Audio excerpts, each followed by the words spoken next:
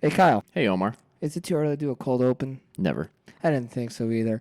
You're all listening to Redvolution Rampage, the newest Carolina Hurricanes podcast. Today, we're going to have a few pieces to discuss. We're going to talk about the game last night against Vancouver. We're going to give a shout out to Special Caniac. And we're going to have an open heart-to-heart with Hartford because... Why not? Yeah, they need it.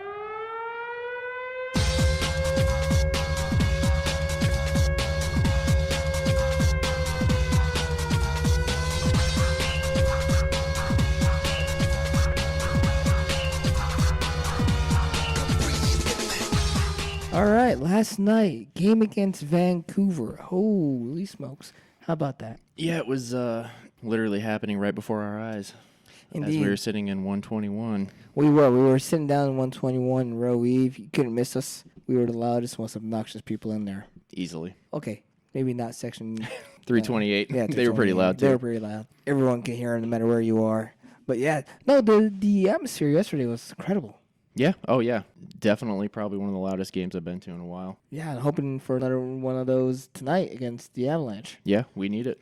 So tell me, what did you see last night that you liked? Within the first 14 seconds, Pesci scored a goal. You can't beat that. No, you really can't. I mean, talk about starting a game on time. Yeah, it definitely set the tone for the game early on. It did. And let's talk about how that helped Darlin. Because 14 seconds in and then Darlin showed up. He showed up hard last night. Yeah, he did. He said, man, my guys are on it. I need to be on my top game. And he was definitely on top of his top game. And what I liked about what I saw from Darlin last night is, for once, he got lucky. He got a few lucky breaks. There's one that went beneath his legs and he tapped it out, but it could have easily went in, but it didn't. So let's talk about that. And someone said he needed that win badly, and I'm going to say that he definitely did. He did. Not only Darling needed that win, but the whole team needed the win. And the team needed his confidence back. They definitely did. And they got it. Oh yeah, they didn't just get his confidence back. I mean, let's talk about when he was called out on the third star and he came in red hot, scorching out of there, chucking a puck into, I'm pretty sure into the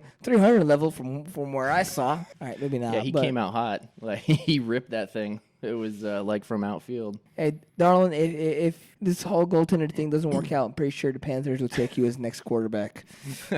It wasn't just Darlin who showed up last night. Pesci, right? He was the first star, and he really represented how the defense stepped up. Yes. Yeah, the defense, they showed up to play last night. Slavin, and I keep saying this, but Slavin is my favorite superhero. Yeah, he is on the line multiple times last night. He stopped the puck, whether it was with his hand, his hip, his leg. Yeah, and his stick, the usual, but he was on top of it. He definitely was. He was on top of not just the puck, he was on top of everything. Let's discuss how that helped the offense, because from Slavin and from Pesci and from most of the guys on our defense came our offense. Yeah. Because let's talk about Aho's breakaway, because that came straight from Slavin. That came from almost behind the net. Yeah. All the way up to the blue line. Yeah, the Canes are starting to know where each other are on the ice. The chemistry is there, and they need to follow through with that tonight as well. They do. They really do. And do you think that it comes off of a little bit of heat underneath them? Yeah, I think Coach fired him up a bit. I think the fans did too, though. Oh, yeah, the fans did too. But what I'm trying to say is Juris and Kruger, they're in Charlotte right now. Yeah. Playing AAA ball. Yeah, it was a good move on the Canes' part. Definitely opened up the other players' Well, eyes. it opened up the concept that no one is safe. No, and no one should be safe. Yeah, and I think that really fired them up. That really put them on edge there, and really got them going. And we saw the results of that last night. Yeah. Let's hope we get another result like that tonight. Yeah, definitely. You need to play to win. Let's talk about Justin Falk, because him and Jeff Skinner, they were knocking on that door. Yeah. They were knocking on that door. They were playing really well. For some reason, the Canucks goalie stopped them. Couldn't stop Pesci. Couldn't stop Aho or Phil DiGiuseppe's little puck golf goal, which was great. Oh, yeah. I think you bring up Falk and Skinner. They definitely showed up to play tonight more than they have in the past. They have, and they were really knocking. I mean, Falk had so many good shots, and they weren't just like, oh, he's just swinging for the fences. Yeah. They were really good, well-placed shots that just... Yeah, they just didn't get past Markstrom. They didn't. Markstrom was riled early. I like that. Yeah.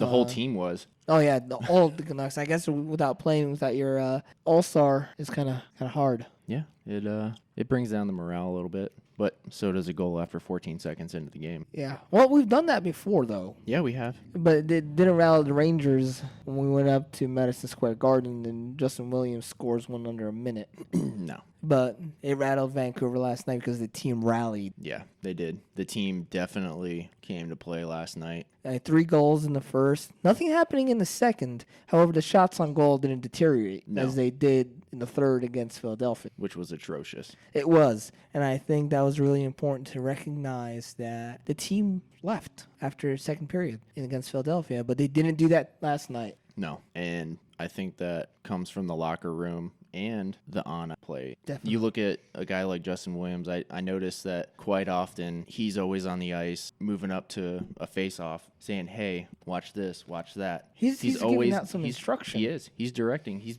being a captain. He's being a leader. And just because you don't wear a letter don't mean you can't step up and be a leader, especially if you have that experience like Justin Williams. Experience is more important than a letter. I mean, after being gone for how many years, he has moved into the 9th all-time Hurricanes goal scorer. Yeah. So that's something.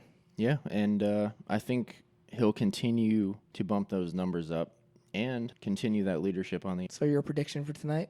Yeah, I think a win is definitely coming tonight. It's in the books, and we're going to be there to enjoy that. We are. Hey, before we move on to the next segment, we're going to give a quick shout-out to the winner of the naming competition for this podcast. The person who came up with Redvolution Rampage at Rotor787 on Twitter. All the way from Indianapolis. All the way from Indianapolis. Now, Rotor wasn't watching the game last night. He was on a racetrack because he's a pretty cool dude who works on a racetrack. I'm not really sure if he's a driver or a mechanic, or doesn't really matter because it looks like he works with some F1 Formula racing cars. Yeah, and that's pretty cool. And he's to maybe make it out to Carolina to see a game one of these days. One of these days. If somebody in the Hurricanes marketing or ticketing department ever hears this, or promotions department ever hears this, hey, give this guy a ticket. He'll show up, I bet you. Yeah, I think he would show up. I think it's time to go into our main segment tonight. All right. And this is going to be an open dialogue, an open conversation with Hartford, Connecticut, because Tom Dundon said a lot of things about the Hartford Whalers. Not terrible things, not the way Carmanos talks about them. No, he realizes that's part of the franchise history. He does, but a lot of people in Connecticut, I think they misunderstood him. I think so. I think they did. I think they see something in Tom Dundon that he isn't. No? And was it the governor of Connecticut or senator? Yeah, it was the governor. It was the governor who wrote an open letter, right? He wrote an open letter to Tom Dundon, straight to him, Tom Dundon, saying, "Hey, we would love to have the Hartford Whalers back." Now, Tom Dundon is open to the idea, open to the concept of going back to Connecticut for a preseason game, right? How do you feel about that, Kyle? I think a preseason game would be good. It would definitely give the opportunity to broaden our fan base where it started. I agree. Hartford. I agree. There's no reason for people in Hartford to really hate the Carolina Hurricanes. After all, they were the Whalers. Yeah. And I think people in Hartford, if they want to really point their hatred and their misery and loss of losing the Hartford Whalers to Carolina, point it at Carmanos, and that man is long. Yeah, but we just got to take it as we get it. It's up to Tom Dundon to make those decisions for us. All right, but Connecticut, hey, Hartford, the team moving back fully, that ain't happening. It's not happening. Nope. It is not happening. It is not going to happen. And there's a simple reason for that. The team has been in Carolina longer than it ever was in Hartford. And that's a simple fact. Yeah, and it'll continue to be in Raleigh. And it's okay. It's okay to come and be a fan. It's okay to enjoy the chances you get when they go up to play a preseason game. That's all right. Yeah, and no one's stopping you from buying their merchandise, being their fans, watching the games, supporting them. Now, I bought a Hartford Whalers jersey last night. You did? I did. It was one of those Carolina Hurricane promotions, and I said, hey, why not? Let me check this out. Yeah. Let me grab one, and they're the old CCM ones. They're vintage. Yeah, and it was one of 24 that they had in stock. Yeah, and it's really nice. It's a really nice jersey. Does that mean I'm on board of sending the Hurricanes back up to Hartford? No, not at all. No. It's And support for the franchise. it's support for the franchise as a whole. Because one of the unique things about the Carolina Hurricanes franchise, when I say franchise, I mean everything it ever was and everything it will be, is that it has a unique history with Hartford. Yeah. And you can't take away history.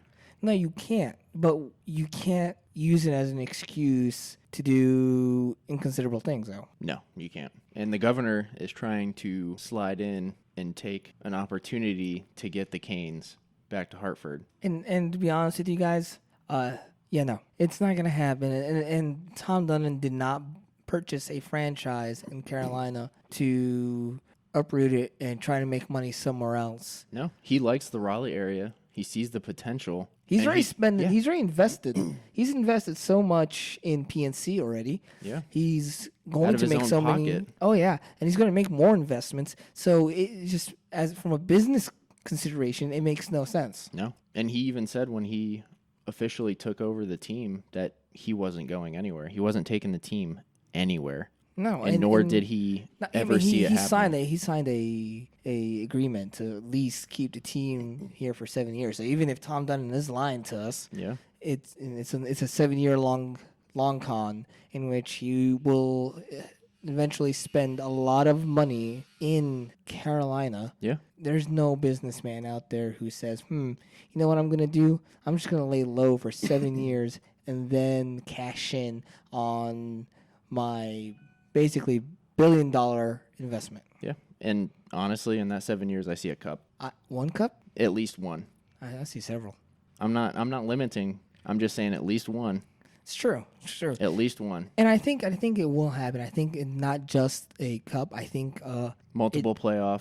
multiple playoff berths. Yeah. I think it's going to turn into something of a small time dynasty. When I say dynasty, I mean in the same way we see. Let's go with the NFL, right? We see the Patriots. They don't win the Super Bowl every year, but we know but that they we're win going it to a compete lot. for it. They're Yeah. going to compete for it, and Yeah. that's what Tom Dunn is going to try to build with the Carolina Hurricanes. Yeah. And, right now the Metro division is really tight, and the Hurricanes definitely have what it takes to make it into at least a wild card slot, if not a playoff slot. So let's use that as a kind of smooth transition into what we want to talk about next, and let's talk about the Metro division, because a lot of people think that the Metro division is pretty tough, right? Because they look at where the wild card spots are and they go, man, the wild card spots for the Eastern Conference has been held by Metro teams since the beginning of the year.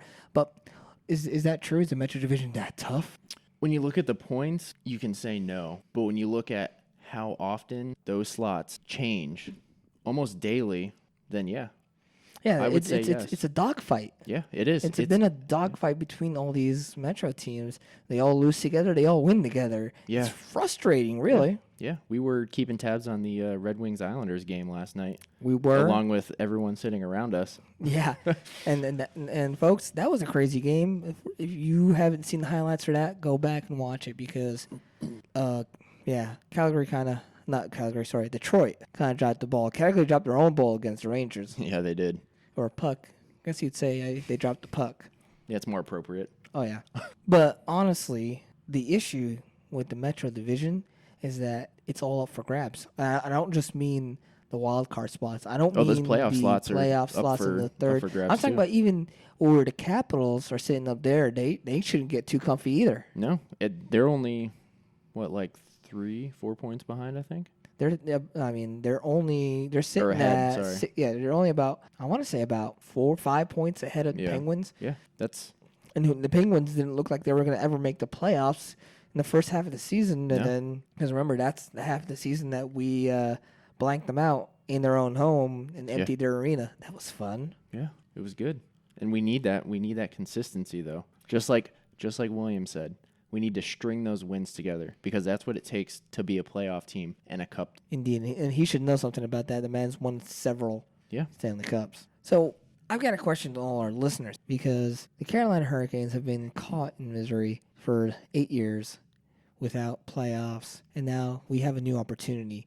It started well before Mr. Dundon took over, but Mr. Dundon breathed new life into it, And now it feels like we are a different team altogether. And do you agree that the team is pretty much a different team right now than when it started? Remember, no players have moved up or down. No one's been recalled. No one's been traded. But it still feels like a whole different team. It is. As soon as he took over, I feel like we could see that in the players, the way they played, their excitement to play, their drive. Because I think they're playing not just for the fans now. They want to play for the guy who owns the team. It's no longer a stepping stone team. No, the Canes should not be a stepping stone team, ever. No. We should be the end result, where people want to step on that stone to move to. And the thing is, in the early 2000s, Yeah. they were that team. Yeah. They were the team that won the division. But this was a different era. This is before the Metro division, before an 8-team division was a concept. Yeah, and we need to see that again. And I think we will see that. We will see the Canes in the playoffs playing strong. And I think we'll see them in the playoffs this year. I would we agree have a with you. lot of opportunity ahead of us where most of our hardest opponents are really behind us in the rearview mirror. And we get the chance to play more Metro rivals in our own home than away from. I think if we continue to have games like we had last night, where we just start on time, where the team steps up, and where the fans show up, Yeah. I think we're going to be in good hands.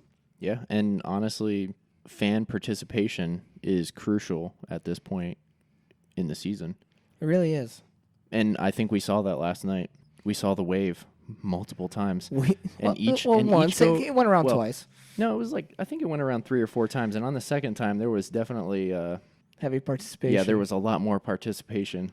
Because I think everyone was in shock that it even was happening at this point. Oh yeah, and I think we saw a lot more chants and a lot more calls and I'm hoping, I really am, that we'll see a lot more of that tonight. Yeah, and when the players can hear that on the ice, it shows our support. It does. And our belief in them. And we do believe in them. Yeah. And I think... I could never not believe in the Hurricanes. They could be having the worst season, but I'll always be there. Because that's what a true Canes fan is. Always it is. there. It definitely is what a true Canes fan is all about. It is. Always being there. So, folks, I think that's the end of our show here. We've talked about a lot, and we're excited to go to the game because I think we're about to head out here in about Probably 10, next, 10, 15 10 minutes. 20 minutes here. We're going to head down, and we're going to see all you guys in Raleigh and PNC. Of course, by the time y'all listen to this, that game will be over, and we're either going to be really happy or kind of confused. Yeah. I'm hoping for happy. I'm knowing happy. He knows happy. I know happy. All right, there, Happy Feet. Yeah, that's our show. Tune in next time, and hopefully we might have something special for you. Yeah, I'm looking forward to it. Me too.